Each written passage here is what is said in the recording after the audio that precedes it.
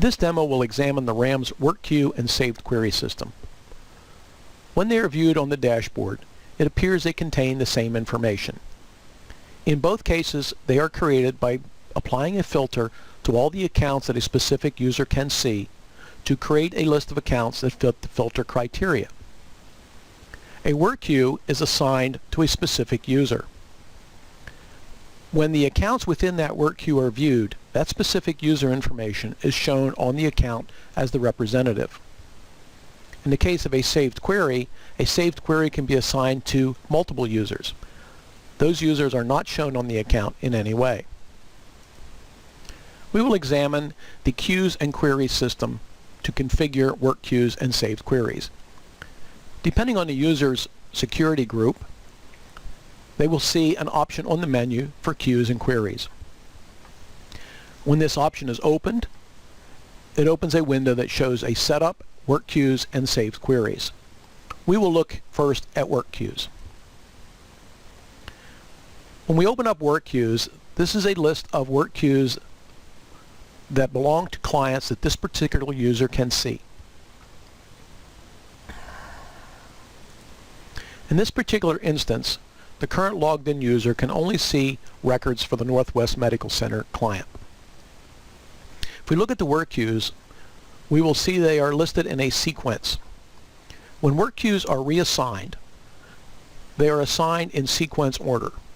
So all accounts that fit the Northwest Medical A2L criteria are assigned first, then the next work queue is assigned, and so on.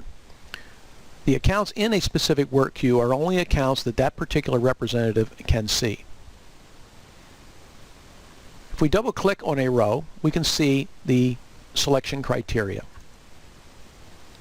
For instance, this particular work queue is assigned to a specific user. The selection criteria is a client group, and a facility, and patient last name from A to L. This particular work queue has no other selection criteria.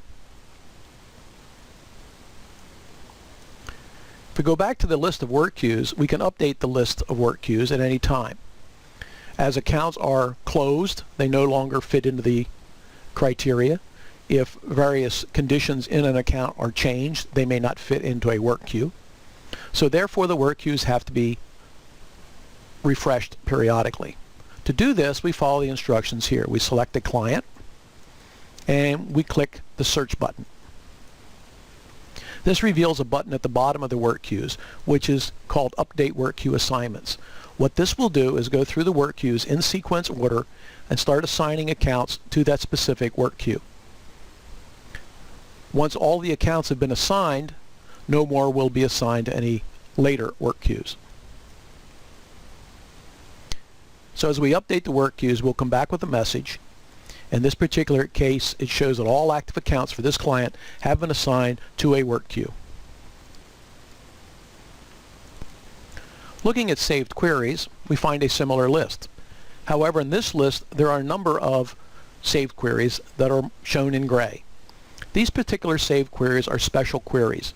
They are what are called linked saved queries. What they will do is show all the accounts that are in a specific work queue. Since a work queue can only be assigned to a single person, this allows other users to see the same accounts that were assigned in a specific work queue. However, we're going to examine a different saved query. For instance, we will open this one here, which shows there are currently no records in this saved query. If we open it up, we can see it has been assigned to a variety of users. In this case, we have one user that can see this particular one. It has a series of filters, such as client and client group. It has a product line filter that we can open up and examine the product line. If we change the selection criteria, for instance, change the Northwest Medical Group, and we save it, we can see what records will be shown in this saved query by clicking the Test Query button. In this case, this selection criteria still does not find any selected accounts. We can continue to change various selection criteria until we return a list of accounts that meet the filtering that we wish to apply.